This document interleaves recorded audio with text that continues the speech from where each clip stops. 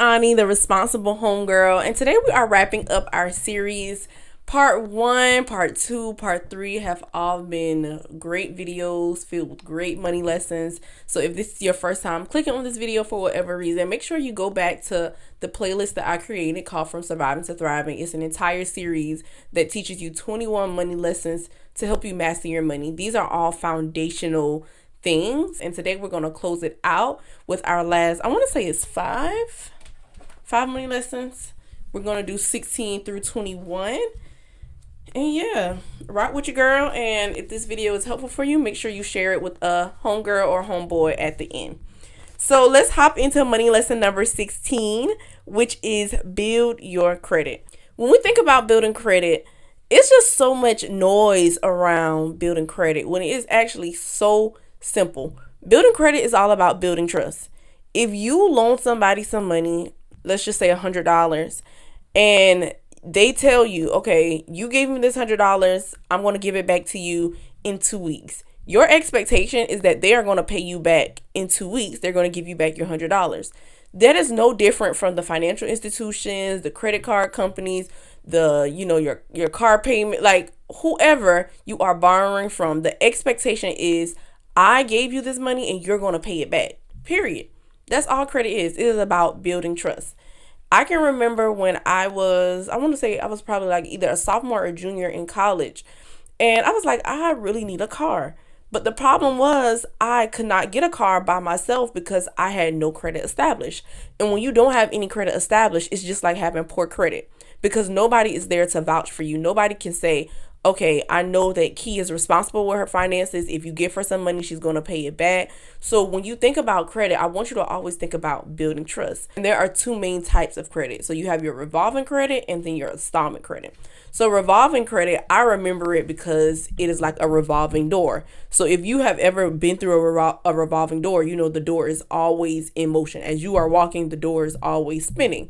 Your revolving credit is the same way. So that's like a credit card. No matter what, you have this money on this card or you have access to money on a credit line or a card. It's revolving. And how much you spend is how much you have to pay back. Versus an installment credit. Installment is like your car loan. It's like your mortgage, your student loans. You have taken out a certain amount of money and then you pay it back in installments. So you pay it back over time. And I believe it's best to have both types of credit. Have you some revolving credit and have you some installment credit. When I had no credit established, I thank God for my older sister because she co-signed for me on my car, which is something I do not recommend. I'm so happy that she did it for me, but I would not do it for anybody else because anytime you're co-signing for something, you are basically saying, if they can't pay it, then y'all come talk to me. And so many relationships have ended. So many bad things have happened because somebody co-signed for somebody else.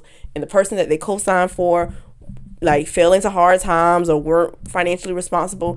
And now the same thing that's negatively impacting their credit score is negatively impacting your credit score because y'all in this thing together. You signed a contract. It's even biblical. I want to say it's probably in like Proverbs 5 or 6. I want to say it's Proverbs 6, where they talk about if you have guaranteed a loan for somebody, go back and beg, get your name taken off of that thing right now because it's something that fools do. Like, don't do it. The main thing that I want you to know from this is credit is all about building trust. You need revolving and installment credit. And anytime you are getting a credit card, it's important that you actually know how to use it.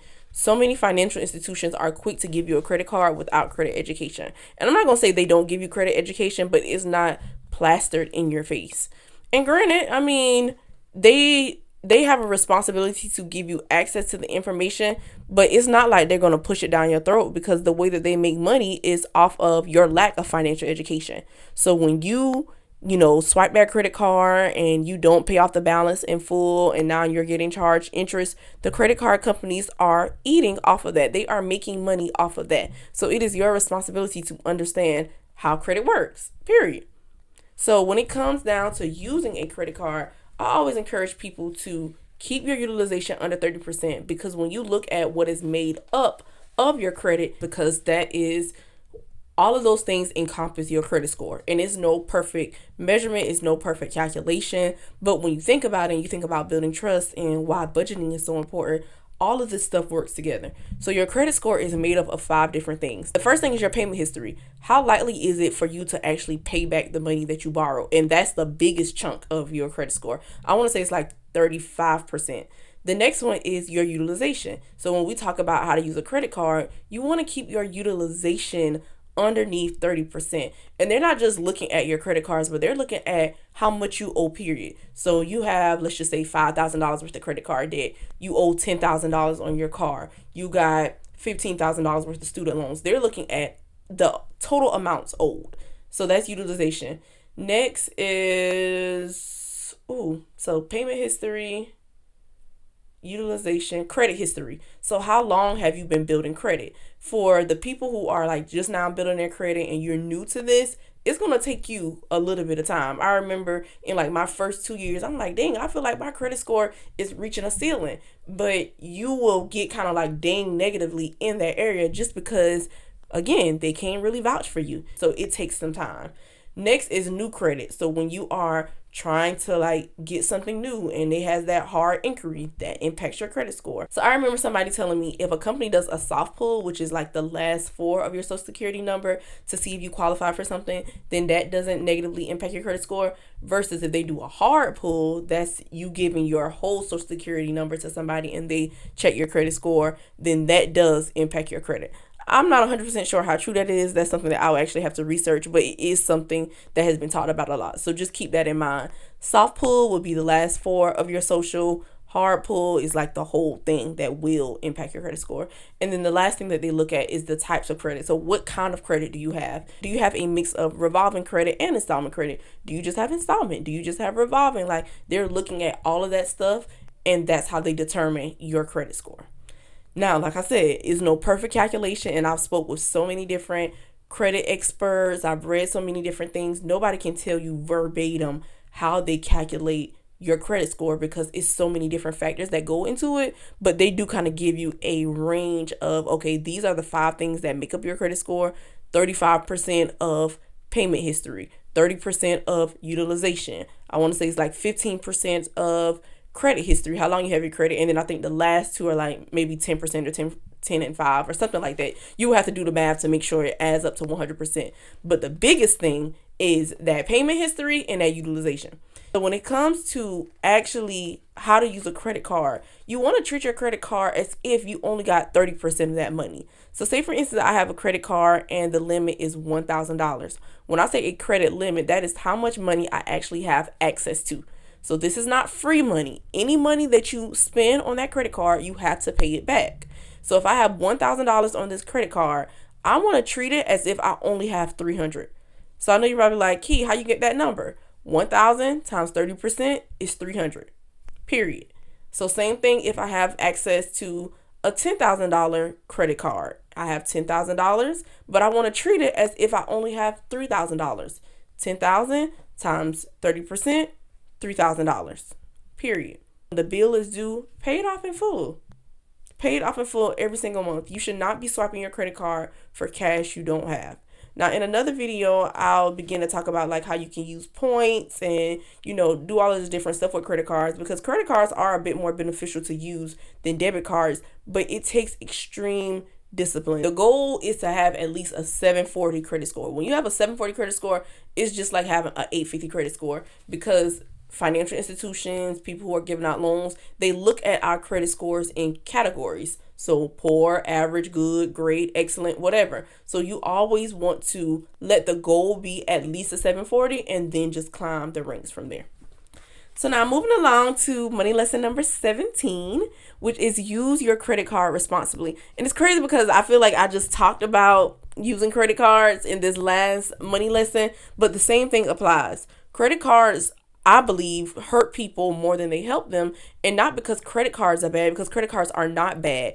It's just that we lack the financial education. So like how I just said, keep that utilization under 30%, pay off the balance in full every single month. And the more responsible you get with your finances and with credit period, you can start looking into different credit cards, like your travel credit cards, your reward credit cards, your cash back credit cards, and start using these things to accumulate points and cash, and let it take the place of your debit card. But it takes time and discipline to get there.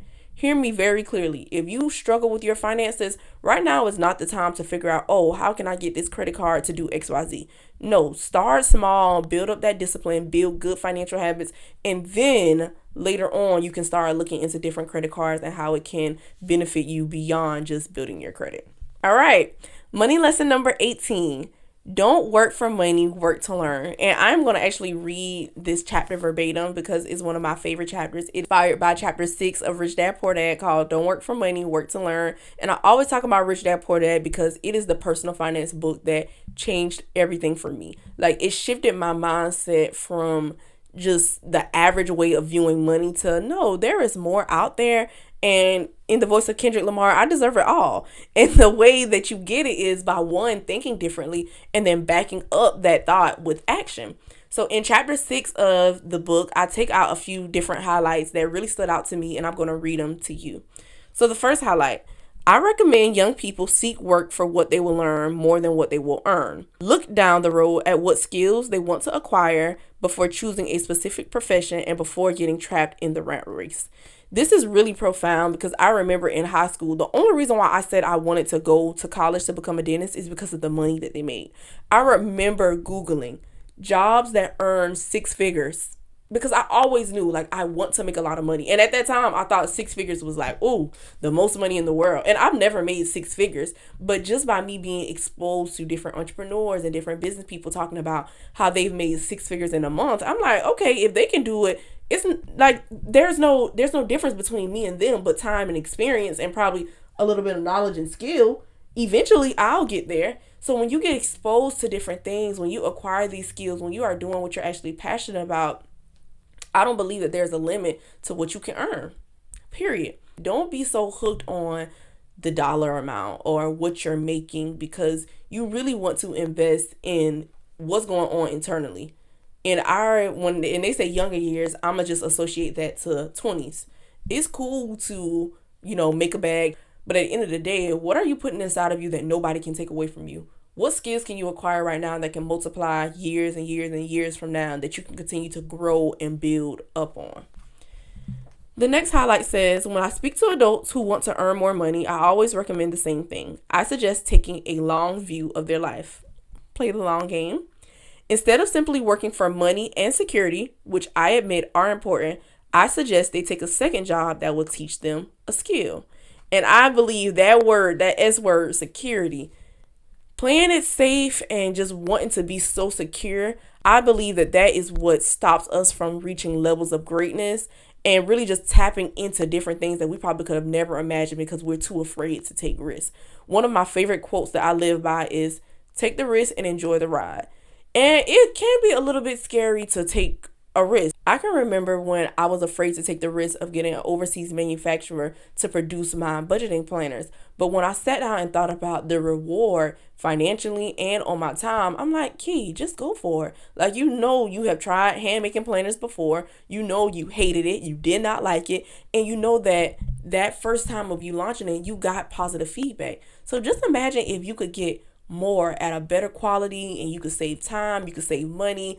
Go for it. So sometimes we play it so safe, and in the name of security, we don't take risks, and we are missing out on so much that can literally just blow our minds. So although money and security is important, make sure that you're being a risk taker and you're stepping out on faith and doing things that are scary, doing things that take faith, doing things that just require a little bit more boldness and courage from you.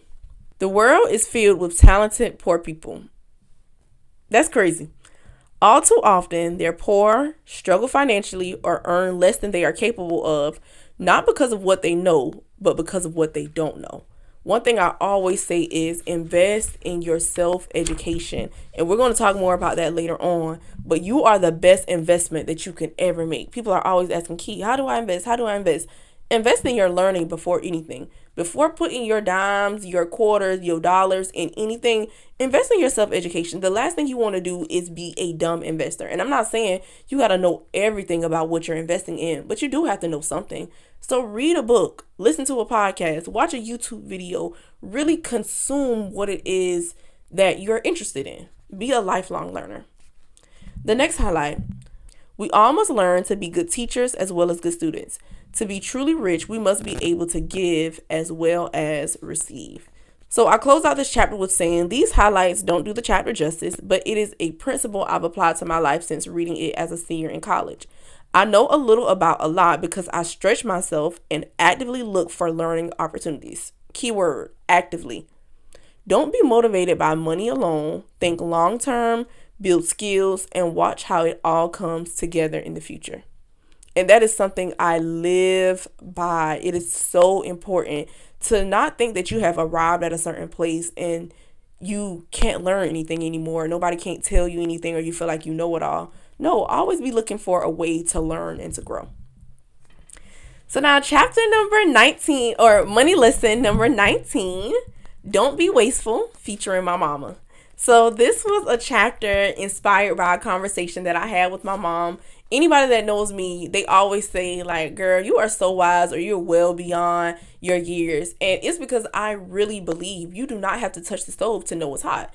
Like, if you have gone through something and I can learn from you, I am going to do that. I want to not make as many mistakes. Yes, you can learn from mistakes, and I believe that failure is the best teacher. But if I can avoid something just by simply listening, sign me up. So I do that by always asking questions. When I get around people who are people that I'm inspired by, I am truly inspired. I'm not intimidated. I'm not quiet. I'm asking questions because I know that I desire to be at or beyond their level, and I know that they have some sort of expertise or wisdom that they can share with me.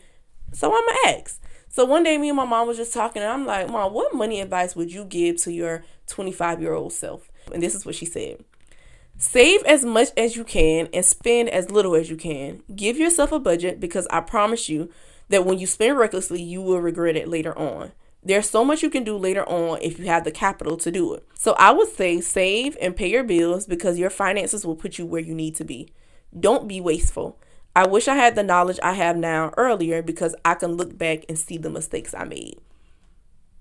Isn't that so powerful? Somebody that's practically double my age telling me, don't be wasteful, because later on you will regret it. And I know we have this attitude of YOLO, like you can't take this money with you and all of this different stuff. But I always say money is just a tool, and you want to use it as such. You want to use money as a tool to truly live your best life. What do you want to experience? What do you want to give back? When you look at how you want the world to be, how can you use money as a tool to move the needle forward? And I'm not talking about it from a selfish perspective, but even other people. If you have a passion for kids and you want kids to have access to more books, or you want kids to be in a safe environment and they have places where they can go after school, like how can you use money as a tool to actually make that happen? If you're a person, you're a foodie and you want to travel the world, try new foods and give other people that experience as well, how can you use money as a tool to allow that dream to come to life? So you really want to use money as a tool to live your dream life, to live your best life, not to be wasteful and use it as a trophy and 2 weeks later you like, dang, where my money went. I close out this lesson with saying money lessons are all around you. Although I didn't grow up learning about personal finance, my mom has unknowingly taught me great money lessons, like the importance of hard work, dedication, and loving what you do. These skills help us make money, but we must take it the next step and manage what we earn well, which is the whole purpose of this book. To further her point about not being wasteful, I want to encourage you to learn from the people all around you by simply asking questions. We discount so many of the things that are all around us because we're too busy looking at it from a place of lack instead of a place of gratitude and abundance. None of us are perfect, nor do we have it all figured out, but don't waste an opportunity to learn. Money lessons are all around us. And this flows perfectly into money lesson number 20, which is communication is key. I was so strategic with putting this money lesson inside of the book because as young people, we are going to make financial mistakes. But what happens when you actually make a financial mistake? Do you talk about it? Do you pretend like it don't exist? Do you ignore? Do you avoid? What do you do? So in this book, I wrote, don't run away from your financial responsibilities when your back is against the wall and you're in a stressful financial situation. I'm sure you've heard someone say life be lifing, but when life starts lifing and you can't pay a bill, it's essential to pick up the phone and talk to your service provider. When most people get in a tight spot, they ignore their bills and pretend like they don't exist because they're already stressed about money and they don't want to talk about the money that they don't have, but this isn't helpful. I can remember in 2019 when I was facing eviction, it could be so easy for me to just, ignore my property manager and act like I didn't have to pay them their rent money. But I was like, no, let me just talk to them. Let me tell them my situation, what I have going on, and the money that I'm expecting in a few weeks. And when I tell you that worked out in my favor, it worked out in my favor because I was open, I was honest, and I communicated what was actually going on. So I know we like to save face and we don't want to be embarrassed, but I'm telling you, talk to the folks. I don't care if it's your phone bill, your light bill, your rent, your mortgage. And sometimes, it might not be something that they could do, but I would at least communicate and try. And 9 times out of 10, it's always something that they can do, but you won't know what they can do if you don't communicate. And don't let shame, guilt, or embarrassment hold you back from it. Having a plan not only brings you a peace of mind, but it also gives you a sense of control over your financial situation. And a little extension ain't never hurt nobody. Okay? So get the help that you need so that you can move forward and you won't be bogged down in financial stress. So our last money lesson 21. I'm so sad that this series is coming to an end because it's one of those foundational series. Like, people are always asking, I want to do better with my money. Where do I start? What should I do? This will always be a series that I refer people to on YouTube because these 21 money lessons gets you started and it helps you to start changing your mindset and your relationship with money. So the way that we are closing out the series and this book, 21 Before 21, is never stop learning. The best investment that you can ever make is the one that you make in yourself. So always invest in your self-education. At the beginning of this year, I was reading this book by John C. Maxwell called How Successful People Grow. And he put this quote in the book, or he wrote in the book, and it's a quote that really stood out to me that I want to share with you. He says, personal growth doesn't just happen on its own. And once you're done with formal education, you must take complete ownership of the growth process because nobody else will do it for you. If you want your life to improve, you must improve yourself. You must make that a conscious goal. We cannot be lackadaisical. We cannot be just too passive and chill about our growth, because if you're not being intentional about your growth, your decline will be inevitable. You will be around here coasting through life and then later on saying, I wish I should have did this, but shoulda, coulda, woulda. So my thing is, take full advantage of everything that is around you and take your learning seriously so that you can grow, so that you can learn, so that you can just experience everything that God has for you. So as we close out our series, as we close out our video, I want you to commit to being a lifelong learner and know that God created you for a specific purpose, on purpose. So trust him and invite him in to help you navigate this thing called life, because it's not always easy, period. And I believe nobody gets an easy route. We all have our different things that we have to go through. We all have our different things that we have to learn. But when you just trust that the Lord is there to navigate you and help you, I promise you it makes the process so much easier. So always remember, with exposure, execution, and consistency, there's absolutely nothing you can't do. Exposure changes everything. But once you get exposed, what are you going to do with that information? How are you going to show up and execute? And last but not least, consistency. It's not going to happen overnight. The change, the growth, the money, all of the things that you desire, it's not going to happen overnight. So you have to make a commitment to show up consistently. So that's why I always say, with exposure, execution, and consistency, there is nothing you can't do. So I pray that this video was helpful for you. Make sure you share it with one of your homegirls, homeboys, or really anybody who you believe that it can help, because we need these money lessons to help us build a solid financial foundation, sit down and look at your financial situation, look at where you want to go, and figure out, okay, what do I need to first work on? Is it my budgeting? Is it my saving?